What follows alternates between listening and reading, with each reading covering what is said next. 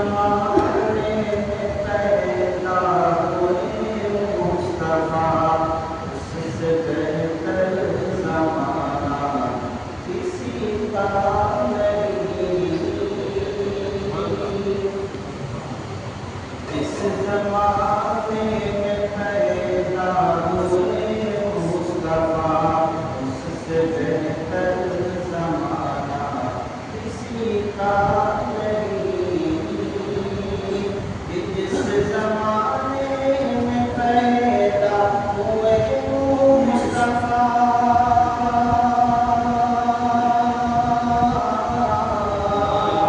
اس زمانے میں پیدا ہوئے مصطفیٰ، اس سے بہتر زمانہ کسی کا نہیں۔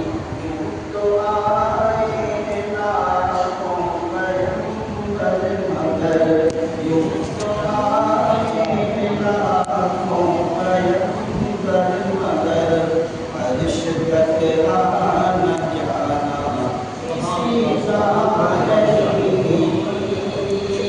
یوں تو آئے لاکھوں پیغمبر مگر، عرش تک آنا جانا کسی کا نہیں۔ اپنی اپنی جگہ پر سب معتبر، اپنی اپنی جگہ پر سب معتبر، ایسا تو لاکھوں نبی کے مگر، کہ اپنی اپنی جگہ پر سب معتبر، اپنی اپنی جگہ پر سب معتبر، ایسا تو لاکھوں نبی کے مگر، چار یاروں کو جو ہے نبی سے میرے، چار یاروں کو جو ہے نبی سے میرے، عشق و والہانہ کسی کا نہیں۔ جس زمانے میں پیدا ہوئے مصطفیٰ، اس سے بہتر زمانہ کسی کا نہیں۔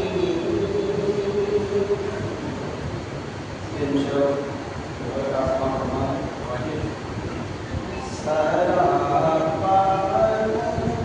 بن کر مصطفیٰ صلی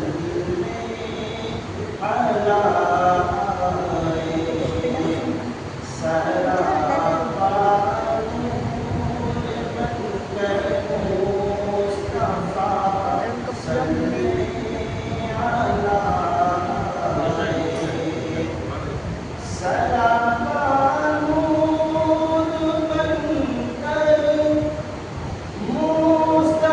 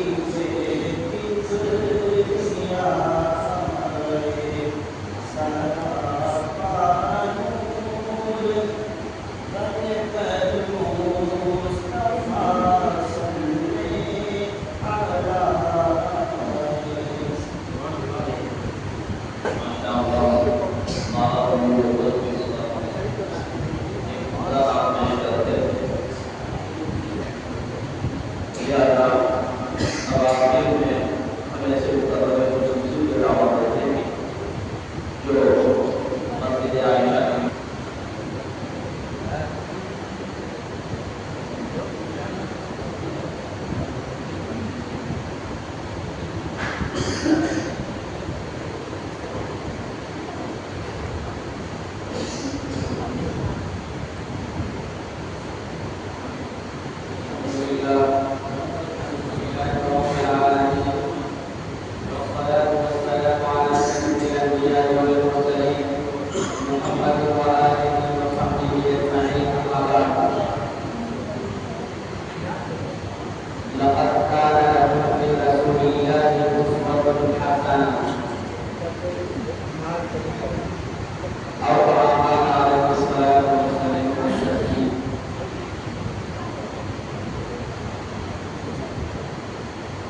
ایک بار سب لوگ بات پڑھ لیں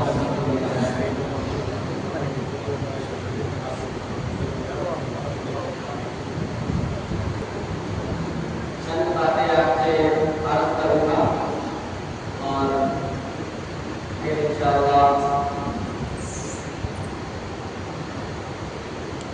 دعا کر کے جب کہ میں اختتام ہوں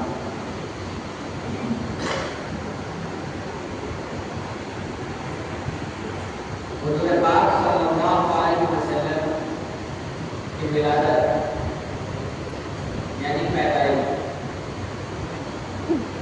کس شہر میں ہوئی؟ مکہ المکرمہ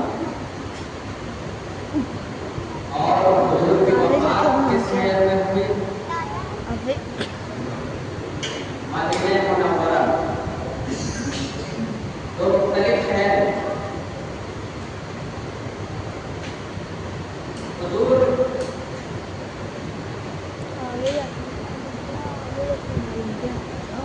کے ابو کا نام اور حضور کے دادا کا نام عبد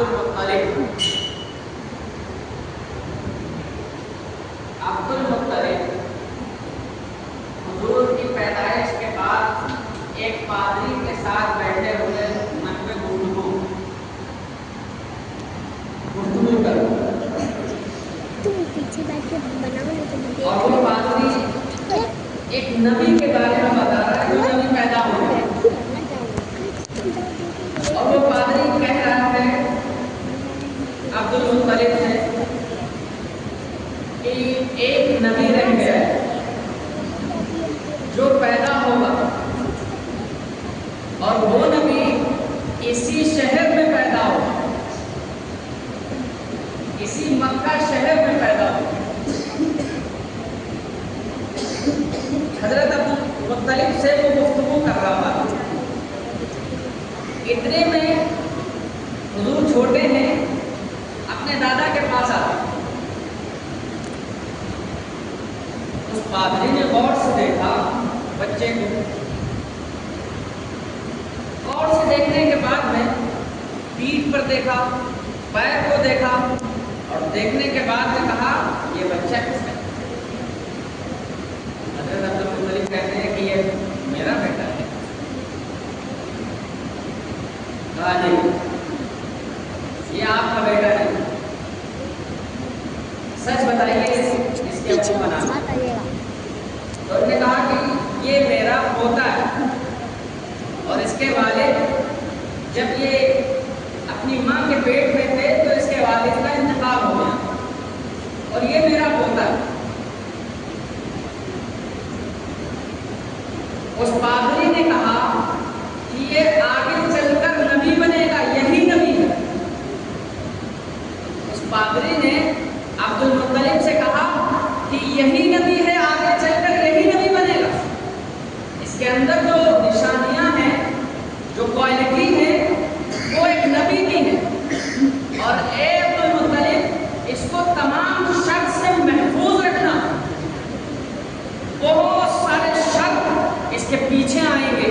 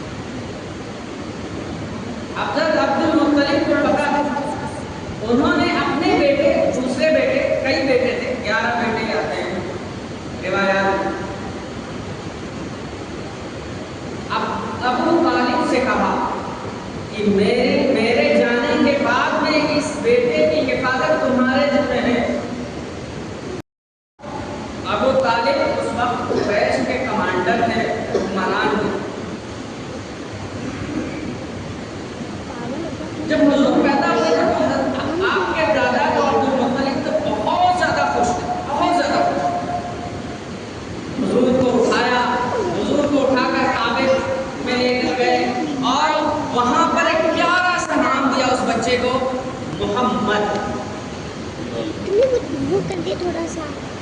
آپ کی امی نے بھی ایک نام رکھا تھا، وہ نام رکھا تھا احمد.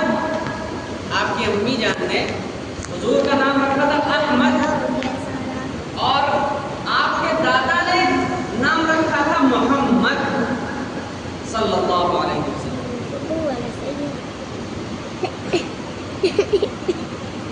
اب جب حضور پاک صلی اللہ علیہ وسلم بڑے ہوئے، جب پیدا ہوئے، تو تمام قریش خاندان میں خوشی تھی، بہت زیادہ خوشی تھی.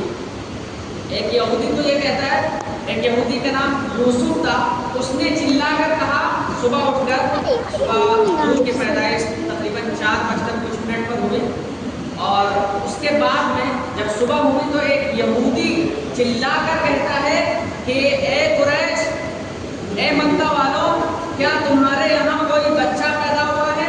کیونکہ ایک ایسا تارا تھا جو تارا ہمیشہ کے لیے تھا اور وہ چھٹ چکا.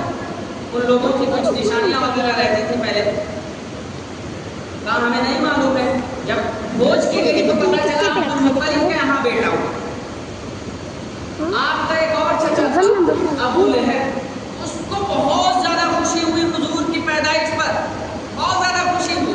اس نے تو اپنی باندی کو آزاد کر دیا حضور کی پیدائش کی ولادت کی خوشی میں. حضور یہ ولادت کی خوشی، تمام مکے والے خوش ہیں، قریش کے خاندان والے خوش ہیں، سب لوگ خوش ہیں. اور جو پیدائش ہوئی ہے وہ دوشنبے کے دن ہوئی، پیر کے دن، منڈے کا دن. لیکن راجح قول ہے کہ 8 یا 9 کو پیدائش ہوئی ہے، 12 ربیع الاول میں نہیں ہوئی، لیکن ربیع الاول کا مہینہ.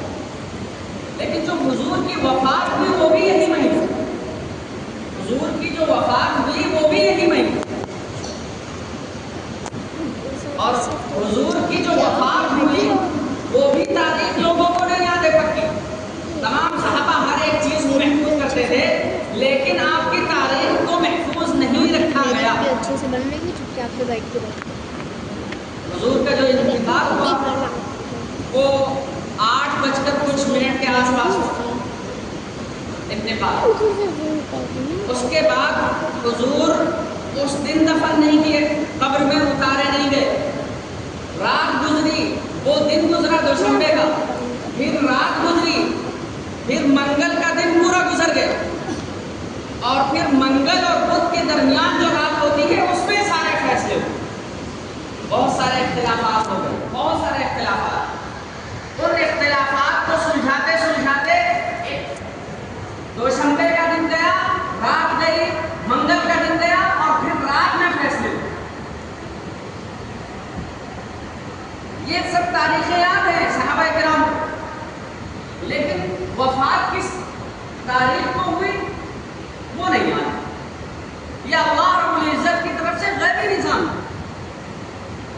کہ جس تاریخ کو پیدا ہوئے ہیں وہ تاریخ بھی لوگوں کو بلا دی، اور جس تاریخ کو آپ نے وفات کی وہ تاریخ بھی لوگوں کے دلوں سے محو کر دی. اچھا، کچھ اختلافات ہو گئے تھے، وہ کون؟ وہ بڑے بڑے اختلافات ہیں. ایک تو یہ تھا کہ حضور کی قبر کہاں بنائی جائے گی، ایک یہ بڑا اختلاف. لوگوں کا یہ کہنا تھا کہ حضور کو دفن کہاں کیا جائے، تو کچھ صحابہ کہتے تھے کہ حضور مکے میں پیدا ہوئے تھے، اس لیے حضور کو مکے واپس لے جایا جائے، وہاں حضور کو دفن کیا جائے. کچھ لوگوں کا یہ کہنا تھا کہ انبیاء کی جو قبریں ہیں اکثر و بیشتر وہ شہر فلسطین ہے، تو حضور کے جسم مبارک کو وہاں لے جایا جائے. کچھ لوگوں کا کہنا تھا نہیں، مدینے میں حضور ہجرت کر کے آئے تھے، یہیں حضور کو دفن کیا.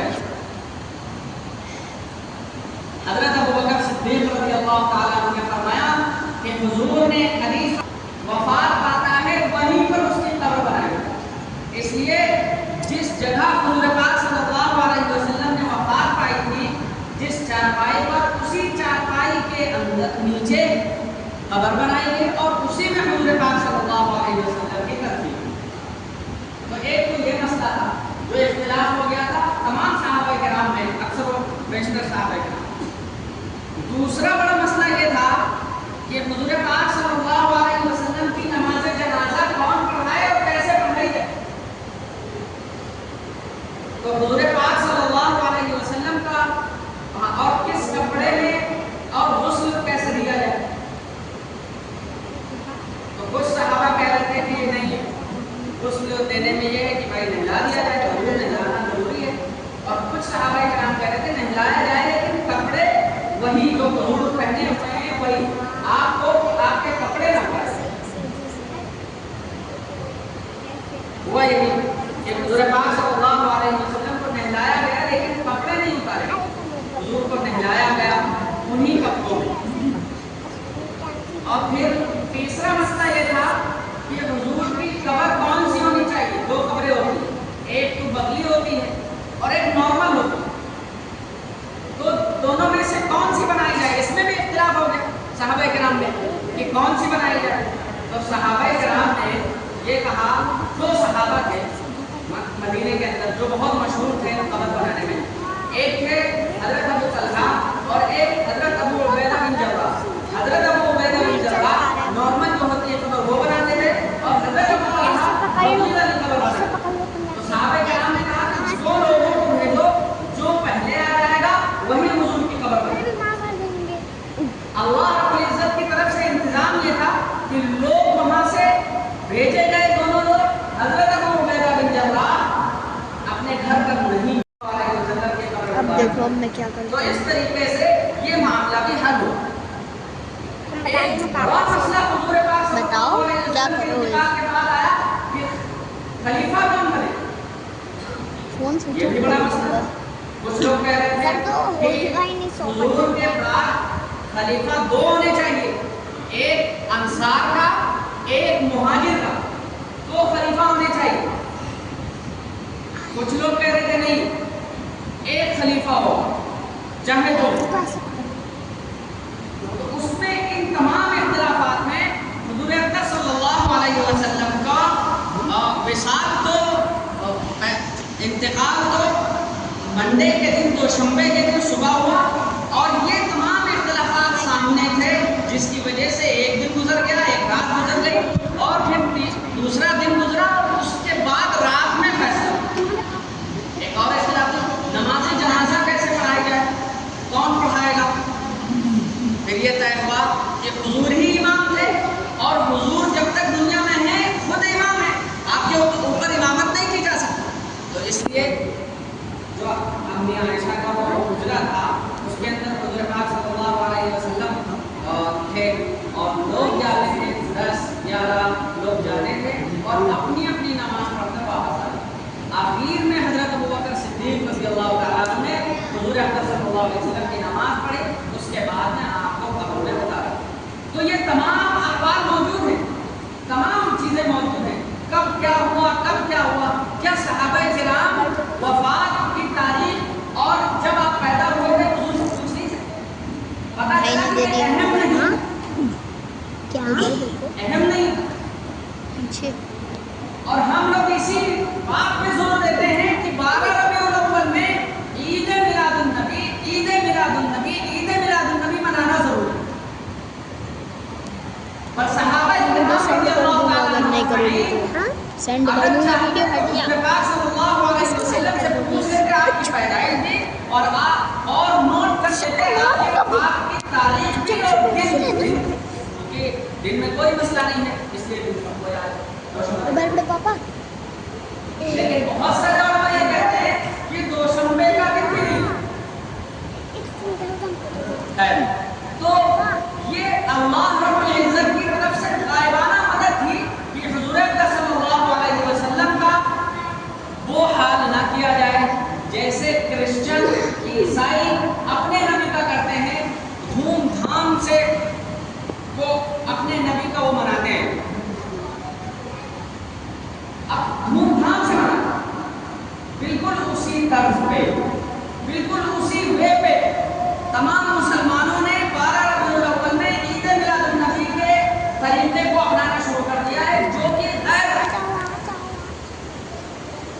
اسلامی طریقہ غیر اسلامی طریقہ. آج لوگوں کا یہ ہو گیا ہے.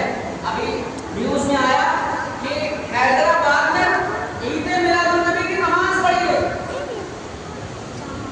عید میلاد النبی کی نماز پڑھی گئی. ریل بنا لیتے ہیں, اس پہ حضور اکرم صلی اللہ علیہ وسلم کا نام اور 12 ربیع الاول اور تمام لوگ ڈی جے بجاتے ہوئے, ڈانس کرتے ہوئے, لوگوں کو تکلیفیں پہنچاتے ہوئے راستوں سے گزر رہے ہیں. مسجدوں میں نمازیں ہو رہی ہیں, اذانیں ہو رہی ہیں, لیکن وہ لوگ ڈی جے بجاتے ہوئے, اس کے پیچھے ڈانس کرتے ہوئے, ناچتے ہوئے جا رہے ہیں. یا رسول اللہ کہتے ہوئے جا رہے ہیں. یہ طریقہ بن چکا ہے آج مسلمانوں کا. یہ طریقہ بن چکا ہے حضور کے نام لیوا لوگوں کا, جبکہ نہ صحابہ کرام نے کبھی کیا, نہ کبھی حضور پاک صلی اللہ علیہ وسلم نے اس چیز کو مانا. اب میں نے شروع میں بتایا تھا کہ ابو لہب جو حضور کا ایک چچا تھا, اس نے بہت زیادہ خوشی منائی کہ حضور کی ولادت. آپ منائیے حضور کی ولادت پر ہر ایک شخص کو خوش ہونا چاہیے. حضور اکرم صلی اللہ علیہ وسلم دنیا میں آئے اور دنیا میں آنے کے بعد میں اپنا پیغام کیا, ہم ان کے امتی ہیں, ہم کو خوش ہونا چاہیے. لیکن خوشی کے ساتھ ساتھ حضور اکرم صلی اللہ علیہ وسلم کی سنتوں کو, اللہ کے احکام کو, اللہ رب العزت کے اس دین کو مضبوطی کے ساتھ تھامنا بھی ہماری ذمہ داری ہے.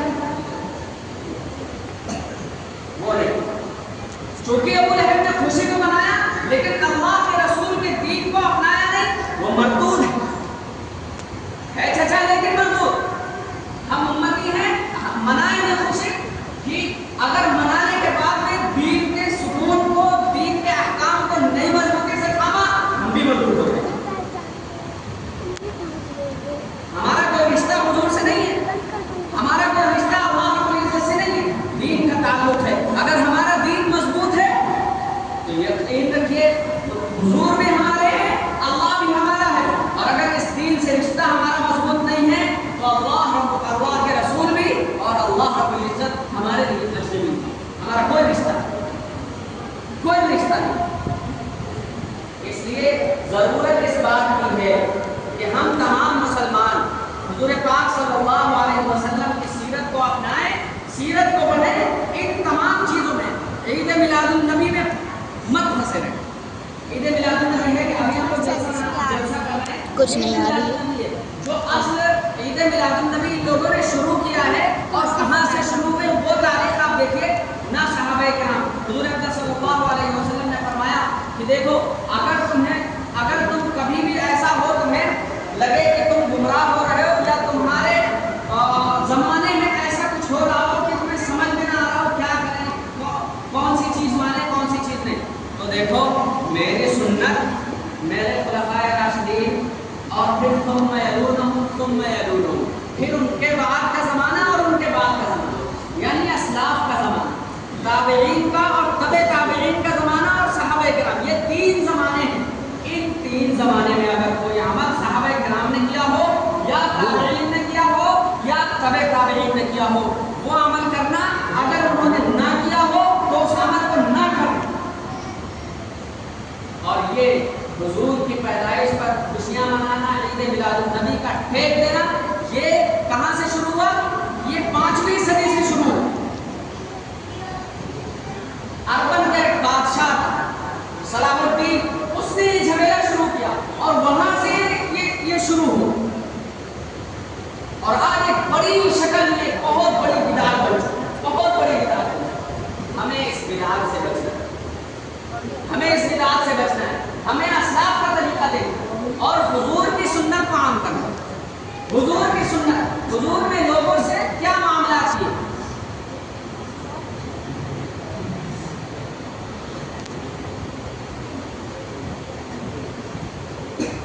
تو حضور اقدس صلی اللہ علیہ وسلم کی تمام سنتوں کو اپنائیں, یہ حضور کا اصلی مشن ہے.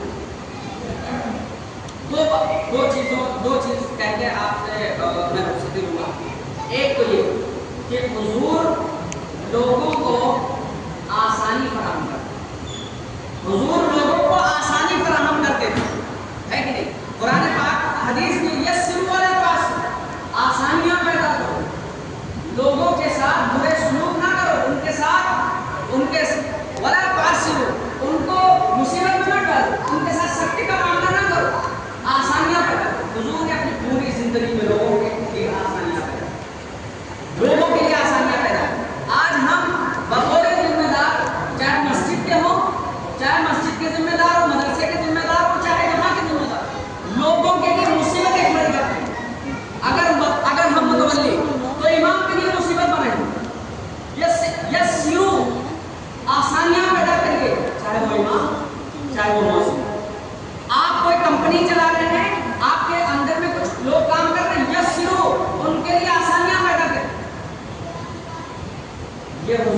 اصل پیغام ہے، یہ حضور کا اصل پیغام ہے، اس کو ہم لوگ بھول چکے، اصل چیز ہے حضور اقدس صلی اللہ علیہ وسلم کی سنت کی اتباع۔ وہ انشاءاللہ یہاں سے وعدہ کر کے جائیے کہ اللہ رب العزت ہم سب کو حضور کی سنت پر چلائے اور تمام بدعات سے سب کو محفوظ کرے۔ ہمیں اپنی بات کو